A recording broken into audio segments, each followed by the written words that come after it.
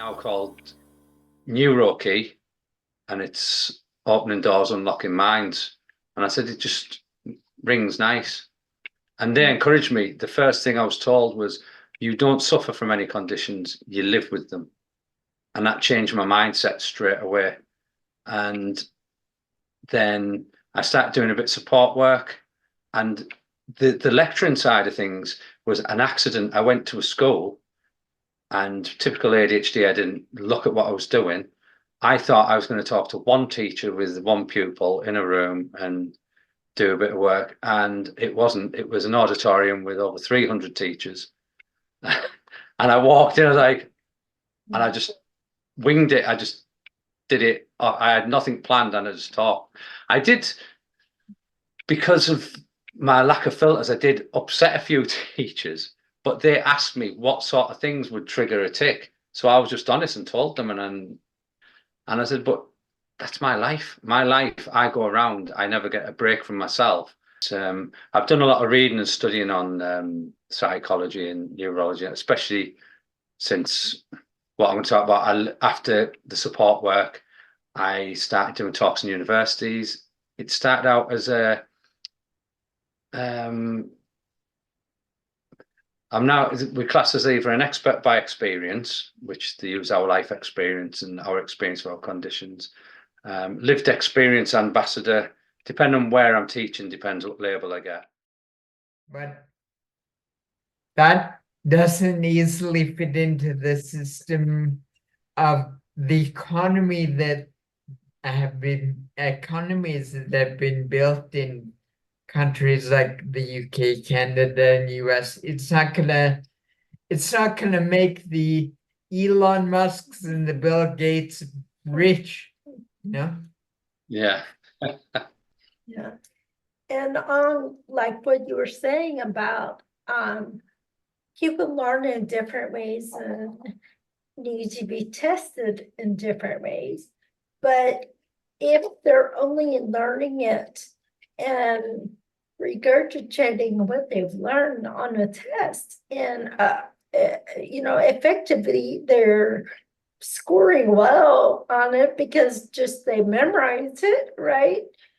Well, that's also a disconnect in their own brain. And have you even really taught them anything? Because they're only running down what they remember. They're not able to arrive at a conclusion in their brain to take forward in another situation, because they're blocked off at that whatever you're teaching. It stopped there. So yeah, to me it seems very, if someone needs to learn different or arrive at a conclusion in a different way, a good teacher will realize this and teach the way that their individual student needs to learn stuff. Yeah, because I think I got in a lot of trouble at school for questioning things as well. I don't just blindly follow things. I've never been like for people like you or people like us, it doesn't really matter what you call us, because that doesn't change who we are. But it's more for the people, potential audience, and people that are listening, like they need a reason to want to listen to us. Right? And so they need a title, or that they need a piece of paper on the wall or something. And yeah, that just further divides us all and keeps us separate. It was the look I seen on some academics' faces one day. They asked me, would I be interested in doing a degree at the university?